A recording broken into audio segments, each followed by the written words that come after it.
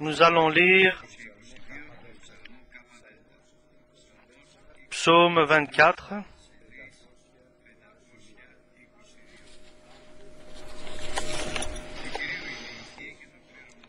À l'Éternel est la terre et ce qu'elle renferme, le monde et ceux qui l'habitent, car il a fondé sur les mers et affermi sur les fleuves. Qui pourra monter à la montagne de l'Éternel? Qui s'élèvera jusqu'à son lieu saint? Celui qui a les mains innocentes et le cœur pur, celui qui ne livre pas son âme au mensonge et qui ne jure pas pour tromper. Il obtiendra la bénédiction de l'Éternel, la miséricorde du Dieu de son salut. Voilà le partage de la génération qu'il invoque, de ceux qui cherchent ta face, de Jacob pose. Portez, élevez vos linteaux, élevez-vous, porte éternelle, que le roi de gloire fasse son entrée. Qui est ce roi de gloire? L'Éternel fort et puissant, l'Éternel puissant dans les combats. Porte, élevez vos linteaux, élevez-les, porte éternelle, que le roi de gloire fasse son entrée. Qui donc est ce roi de gloire? L'Éternel des puissances des armées. Voilà le roi de gloire. Amen.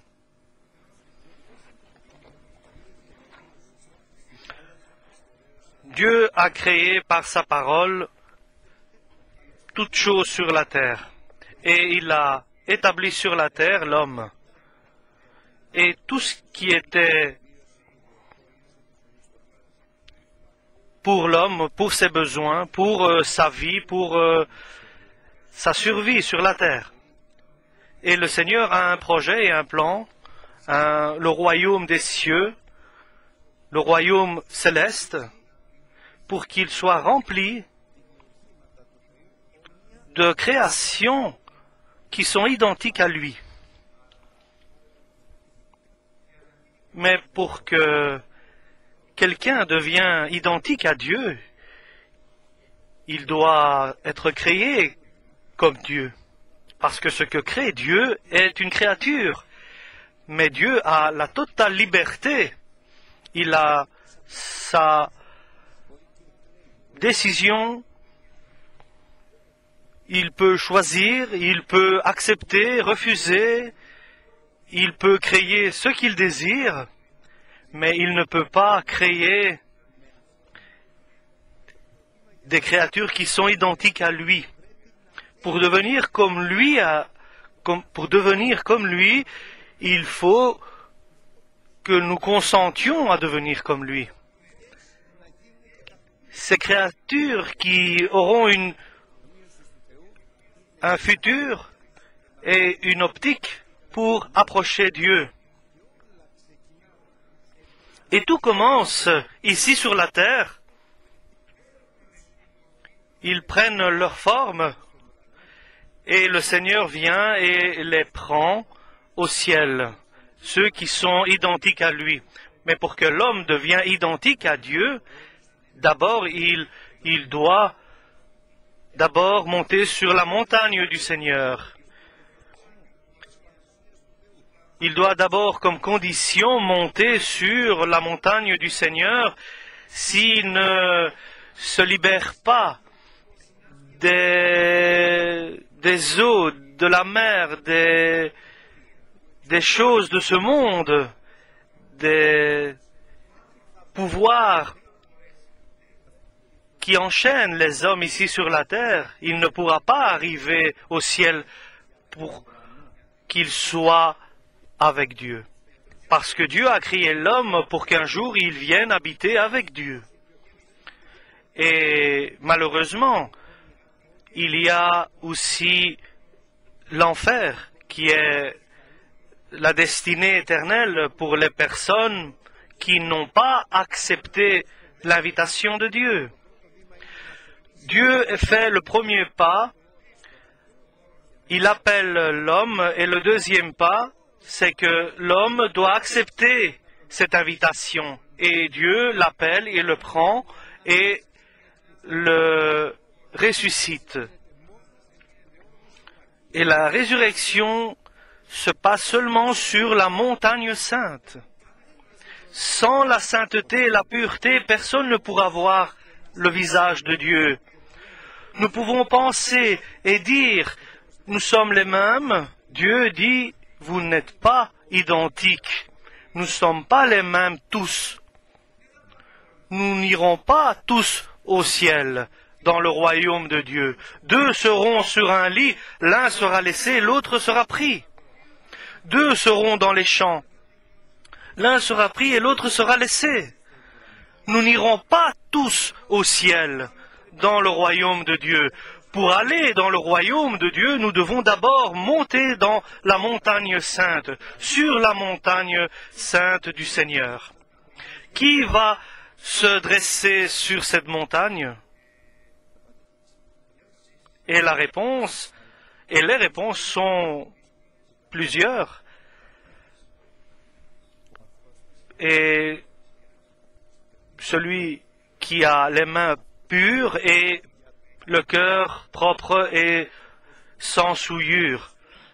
Celui qui pratique et qui est agréable à Dieu. Celui qui entend la parole de Dieu et qui reçoit la justice de Dieu et le salut de Dieu, pour que la parole arrive pure dans son cœur et qu'il le guide, pour que l'homme qui est maintenant guidé par son cœur, qu'il prenne de bonnes décisions par son esprit et qu'il agisse selon le bien pour le Seigneur, selon la volonté de Dieu. Deux choses peuvent souiller le cœur de l'homme. Donc, ce qui est dans ce monde, ce qui est vanité, ce qui est futilité, ce qui est inutile, des pensées inutiles, ce qui est provisoire, ce qui n'est pas éternel, ce qui est des pensées qui n'ont rien à voir avec le spirituel. Son âme a par contre, celui qui plaît à Dieu, c'est celui qui a séparé son âme de toute chose qui est dans ce monde provisoire. Il a mis sa pensée dans ce qui est éternel, ce qui est rigide et qui est pour l'éternité. Et il a guidé sa personne intérieure vers ce qui est éternel, vers le Père, vers le Fils et le Saint-Esprit. C'est simple. Et nous savons que ces directions sont difficiles. C'est celui qui n'est pas resté devant Dieu avec des mauvaises pensées, avec des arrière-pensées mauvaises, parce que le Seigneur sonde les cœurs des personnes et les âmes des personnes. Et le Seigneur connaît la volonté de chacun, et le Seigneur sait séparer, sait choisir et élire celui qui est agréable pour lui. Nous avons besoin d'aide. Donc, ces personnes qui sont pures dans le cœur et dans l'âme vont recevoir la bénédiction du Seigneur et sa justice, parce que l'homme, il ne peut pas recevoir une bénédiction de lui-même et il ne peut pas se justifier par lui-même. Il ne peut pas se bénir et bénir les autres.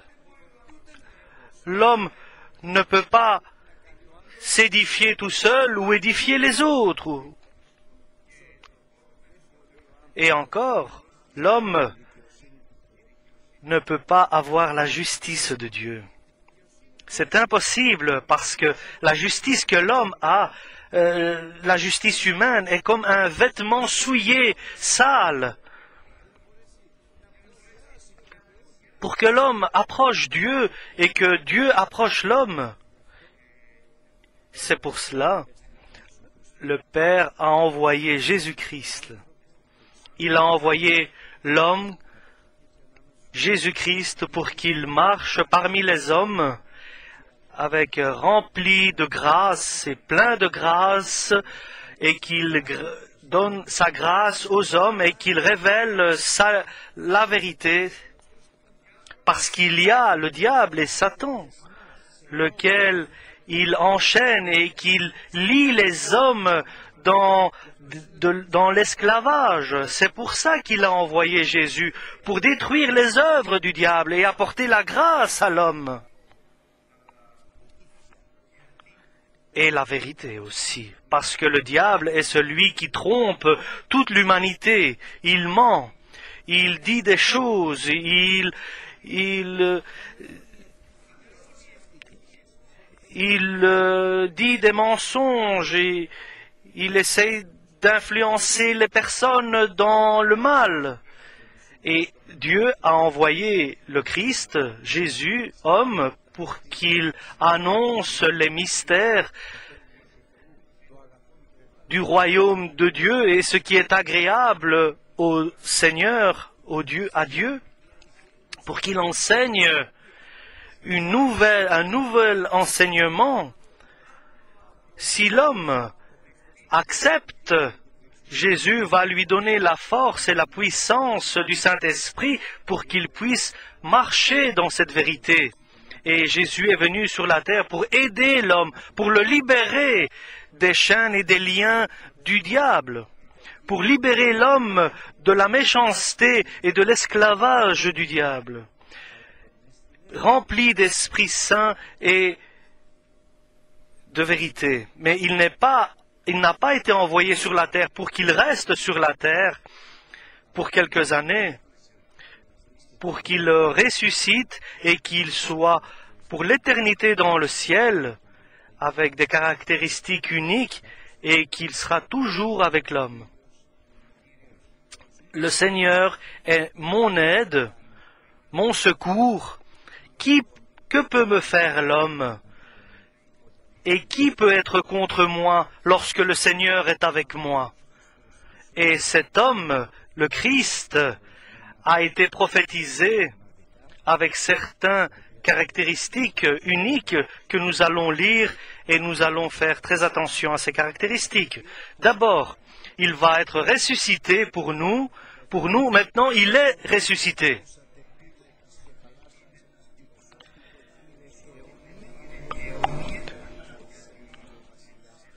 Élevé, ouvre le ciel, parce que ton Dieu va venir. Il va prendre les hommes de la terre, laquelle a mis les fondements, et il prendra les hommes vers le ciel. Et il faut que les portes éternelles s'ouvrent.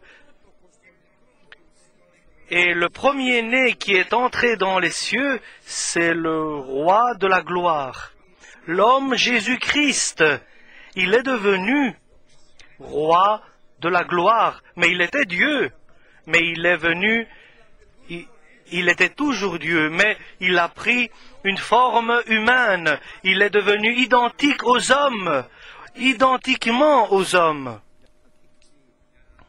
pour qu'il puisse montrer le chemin de la résurrection. Parce que si Jésus ne serait pas venu, nous n'aurions pas compris ce que signifie la résurrection. Et il est ressuscité, le roi de la gloire. Le roi de gloire, cet homme qui est né dans l'humilité à Bethléem, et il était dans il est né dans une grange.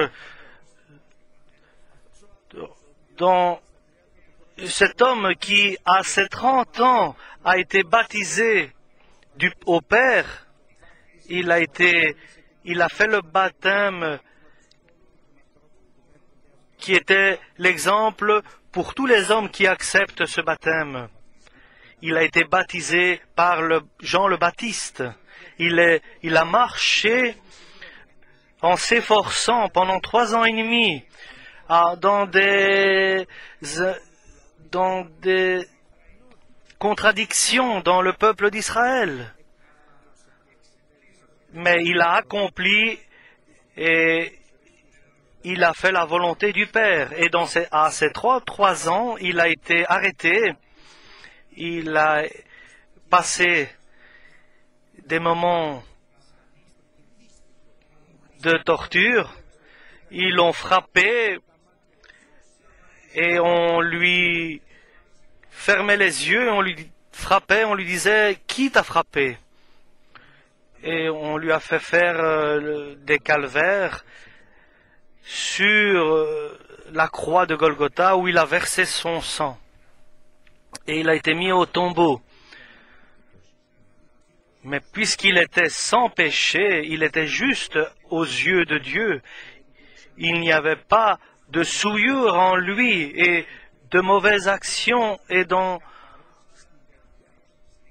il était pur dans son cœur et il était innocent dans ses mains et il est monté sur la montagne du Seigneur.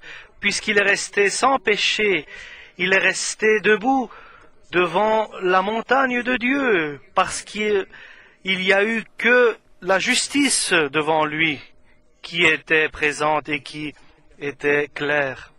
Et ce qui s'est passé, c'était pour la première fois et unique jusque maintenant, ce corps qui était périssable, qui était pour la destruction, ce corps qui était périssable a été ressuscité. Ce corps qui se décompose a été ressuscité, a pris une forme éternelle, une forme pour la vie éternelle. Et il est resté sur la terre pendant 40 jours, ressuscité, et il enseignait, et il donnait des ministères à ses disciples, et il donnait l'enseignement et l'éducation à ses disciples. Et le ciel se demande, qui est celui qui est le roi de la gloire? Celui qui va pour la première fois dans cet homme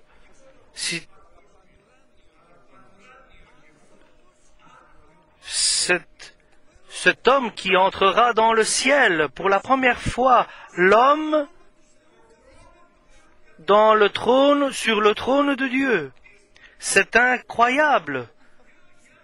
Les anges sont étonnés, tout le ciel est dans l'étonnement. Un homme qui a été ressuscité et qui est assis à la droite de Dieu. Qui est celui qui est le roi de gloire? C'est le Seigneur.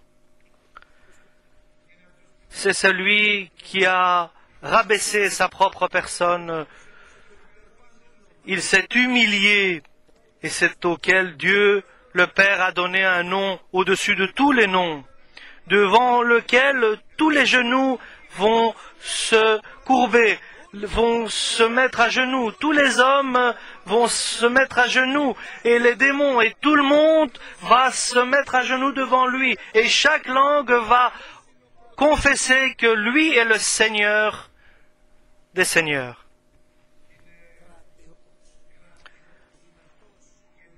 Il est puissant et fort dans le combat.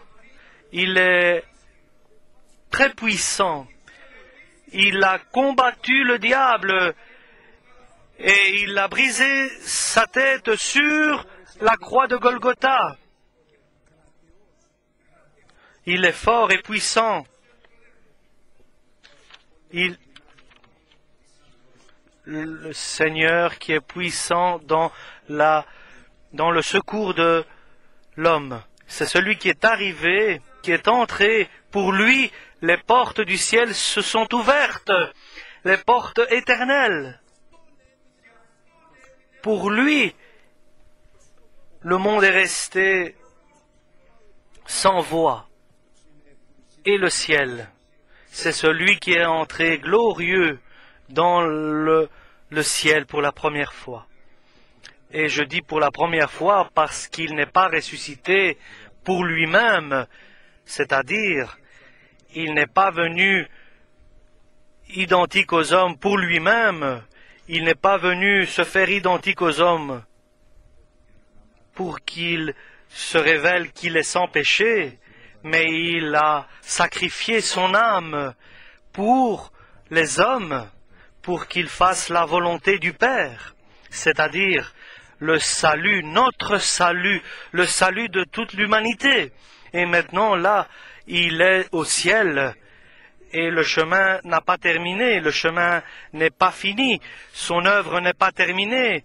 Il est là pour nous purifier de tout péché par son sang qui a été versé, et il continue à être versé son sang pour nous. Et son œuvre, c'est de venir visiter l'homme, parce que l'homme le demande, l'implore, et lui demande de venir, de voir son visage. Son œuvre, c'est de marcher parmi son Église, laquelle lui-même a édifiée, sur la montagne sainte, qu'il ajoute tous les jours des personnes qui reçoivent le salut dans son corps qui est son Église, le corps du roi de la gloire. Parce que l'Église, nous sommes son corps, le corps du roi de la gloire. Son œuvre est de prier de là où il se trouve à la droite du Père pour chacun de nous. Qu'il demande la grâce du Père pour chacun de nous. Ne prends pas en compte, Père, leurs fautes, leurs péchés, parce que moi j'ai payé pour cela, j'ai payé pour leurs fautes. Moi j'ai versé mon sang pour leurs péchés. Ne prends pas en compte, Père, leur vanité de leur cœur, parce que moi j'ai payé pour leur vanité de leurs âmes. Ne prends pas en compte, Père, leurs mauvaises pensées, parce que moi j'ai versé mon sang pour qu'ils soient purs et saints. Et cela était impossible pour les hommes qu'ils soient montés dans la montagne sainte et que de là une autre foi ouvre le ciel pour que le peuple choisi, préféré de Dieu, qu'il monte dans le ciel. Qui sont ceux qui montent vers le ciel? Le peuple qui a été